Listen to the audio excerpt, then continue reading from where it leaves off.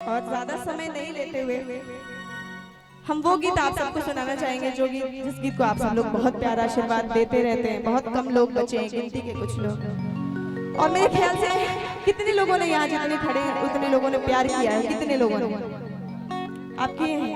कितनी बार? एक बार? गजब, बहुत अच्छे हैं आप।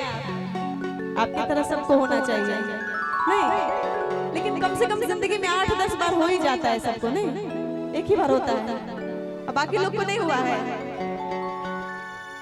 बाप रे, आपको हुआ है? देखने ही सही लग रहा था आपको। प्यार मोहब्बत जिंदाबाद। आइए वो गीत सुनाना चाहूंगी आप सबको। हम भी कभी इश्क में मुस्कुराया करते थे, हम भी कभी इश्क में मुस्कुराया करते थे, उजालों में भी शोर मचाया करते थे। हम भी कभी इश्क में मुस्कुराया करते थे, उजालों में भी शोर मचाया करते थे, मगर उसी दिए ने जला दिया हमारा हाथ जिस दिए को हम हवाओं से बचाया करते थे।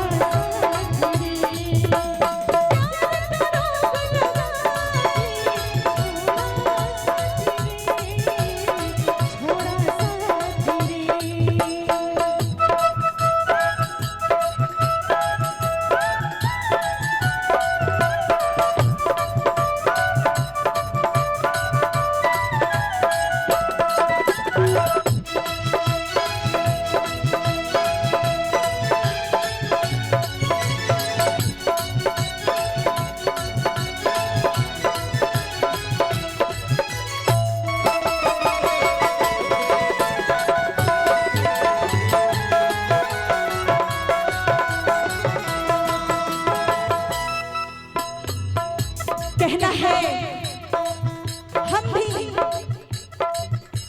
भी कभी इश्क में मुस्कुराया करते थे, हम भी कभी इश्क में मुस्कुराया करते थे, उजालों में भी शोर मचाया करते थे, मगर उसी दिए ने जला दिया हमारा हाथ, जिस दिए को हम हवाओं से बचाया करते थे।